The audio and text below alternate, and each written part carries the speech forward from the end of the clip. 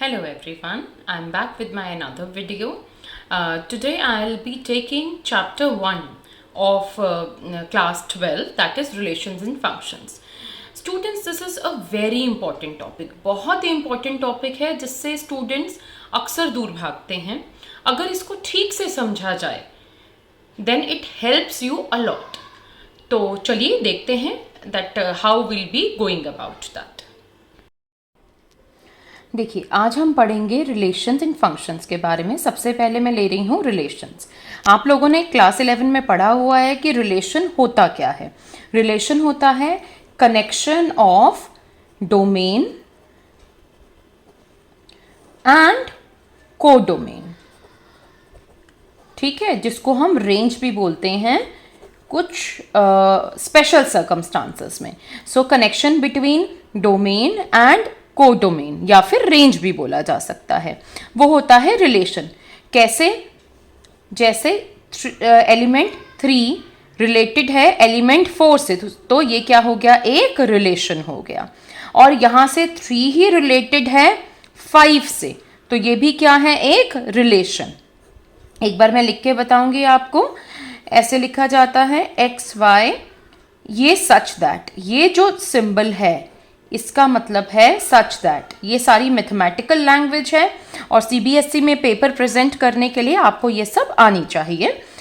तो X Y such that X plus 3 is equals to Y. Okay, और x और y कहाँ से हैं, ये सिंबल है बिलोंग्स का. ये मैं आपको साथ साथ बता रही हूँ.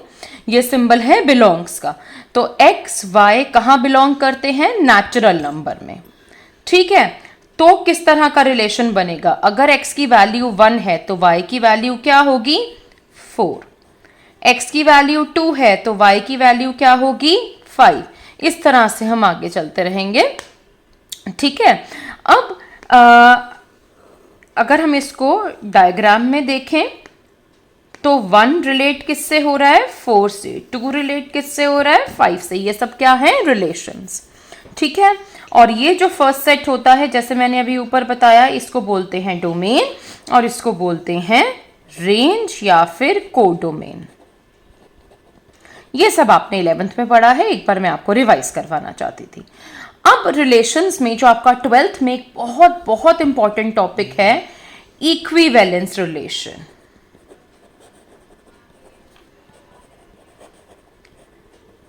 इस पे सीबीएसई में 90% चांसेस होते हैं इसका एक क्वेश्चन 3 से 5 नंबर में आने के. ठीक है, तो इक्विवेलेंस रिलेशन 3 चीजों से बनता है. अगर एक रिलेशन में 3 क्वालिटीज हैं तो उस रिलेशन को इक्विवेलेंस रिलेशन कहा जाएगा. अब वो 3 क्वालिटीज कौन कौन सी है, अब हम वो देखेंगे. वो है रिफ्लेक्सिव, सिमेट्रिक, अभी मैं बात करूंगी इन सब के बारे में, ट्रांजिटिव. बहुत सिंपल लैंग्वेज में मैं आप लोगों को समझाऊंगी कि ये क्या प्रॉपर्टीज होती हैं. सबसे पहली बात, ये जो मैं सिंबल्स यूज कर रही हूं इसमें, मैं इसको यहां इस बॉक्स में लिखती हूं ताकि आप लोगों को ध्यान रहे. ये है बिलोंग्स का सिंबल, ये है फॉर ईच. ये मैथमेटिकल लैंग्वेज है जो आप पेपर में यूज करेंगे, एग्जामिनर पे बहुत अच्छा इंप्रेशन पड़ेगा. ठीक है, ये उल्टा ई, ये है देयर एग्जिस्ट. और ये तो मैंने आपको सच दैट अभी बताया ही है. इन सिंबल्स को ध्यान रखेंगे. मैं अपने आने वाली वीडियोस में आपको ऐसे सिंबल्स के बारे में, मैथमेटिकल सिंबल्स के बारे में और भी बताऊंगी. फिलहाल हम ये वाले सिंबल्स यूज करेंगे. अब रिफ्लेक्सिव रिलेशन का मतलब क्या हुआ. एक ऐसा रिलेशन, मैं इसकी डेफिनेशन लिख के दिखाती हूं. If A, A belongs to R, R क्या है हमारा, relation. For each A belongs to A. क्या मतलब हुआ, कोई भी रिलेशन है किसी सेट पे डिफाइन होता है. अभी मैंने आपको एग्जाम्पल देके बताया, ये जो रिलेशन था किस पे डिफाइन था, N पे डिफाइन था. अब हमारा यहाँ पे रिलेशन किस पे डिफाइन है, A पे डिफाइन है. तो रिफ्लेक्सिव का मतलब क्या हुआ, इसको इस तरह से समझने की कोशिश कीजिए। रिफ्लेक्सिव मीन्स रिफ्लेक्शन, खुद की रिफ्लेक्शन। अगर कोई भी एलिमेंट अपनी खुद की रिफ्लेक्शन से यानी खुद से जुड़ा हुआ है, खुद से कनेक्टेड है, तो हम उसको कैसा रिलेशन बोलते हैं, रिफ्लेक्सिव रिलेशन बोलते हैं। और इसके लिए ये डेफिनेशन याद रखना बहुत जरूरी है। मैं अपनी अगली वीडियो में आपको एग्जाम्पल्स भी करवाऊंगी, अभी सिर्फ एक्सप्लेन कर रही हूं कि अगर A, बिलोंग करता है रिलेशन में और हर ए के लिए, तो उसे हम रिफ्लेक्सिव रिलेशन बोलते हैं। फॉर एग्जाम्पल, अभी कुछ एग्जाम्पल बता देती हूं। सपोज आपके पास ए एक सेट है 1 2 3 4 5 और एक रिलेशन है आर जिसमें एलिमेंट्स किस तरह के हैं, 1 1 1 2 2 2 3 3 2 3 4 4 4 5। तो इसमें देखिए जितने एलिमेंट्स ए में हैं, क्या उनके डबलेट्स ये डबलेट्स ही होते हैं ना, आपने 10th में पढ़ा होगा डबलेट्स का मतलब क्या होता है, क्या उसके डबलेट उसमें प्रेजेंट है, 1 का डबलेट प्रेजेंट है, 2 का डबलेट प्रेजेंट है, 3 का डबलेट प्रेजेंट है, 4 का प्रेजेंट है, लेकिन 5 का नहीं है। तो इसको मैं रिफ्लेक्सिव रिलेशन नहीं कह सकती क्योंकि 5 का डबलेट प्रेजेंट नहीं है। तो ये फॉर ईच किस लिए यूज होता है, इसीलिए यूज हो रहा है कि वो हर एलिमेंट के लिए ट्रू होना चाहिए। तो इसको रिफ्लेक्सिव बनाने के लिए मुझे इसमें 5,5 ऐड करना पड़ेगा।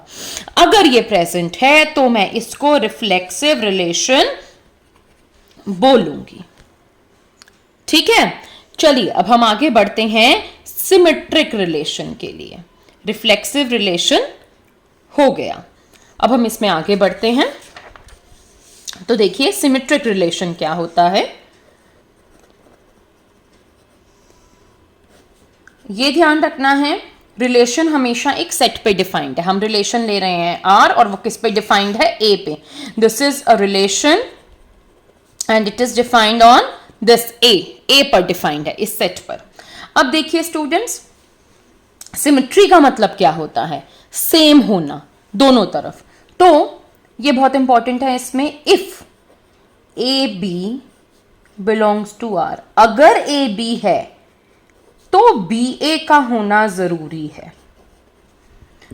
ये ए और बी के हर एलिमेंट के लिए है, लेकिन अगर ए बी है तो ही बी ए पर जाएंगे।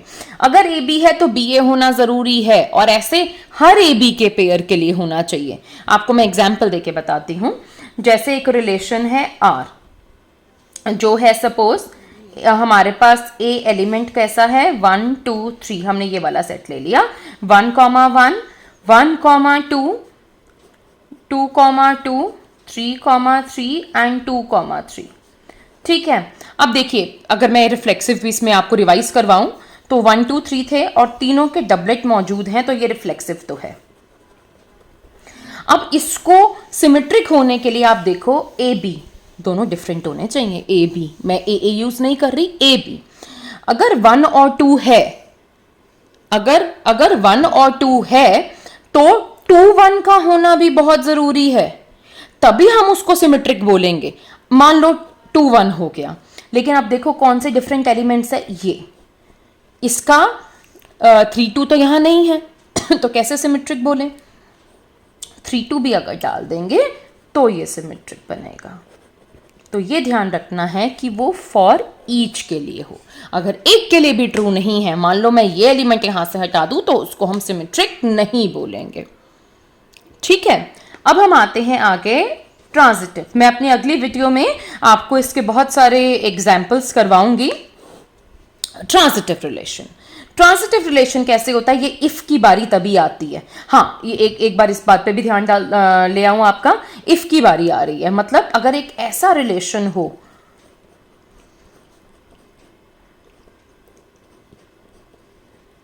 इसको हम सिमेट्रिक बोलेंगे, क्योंकि यहां ए बी है ही नहीं।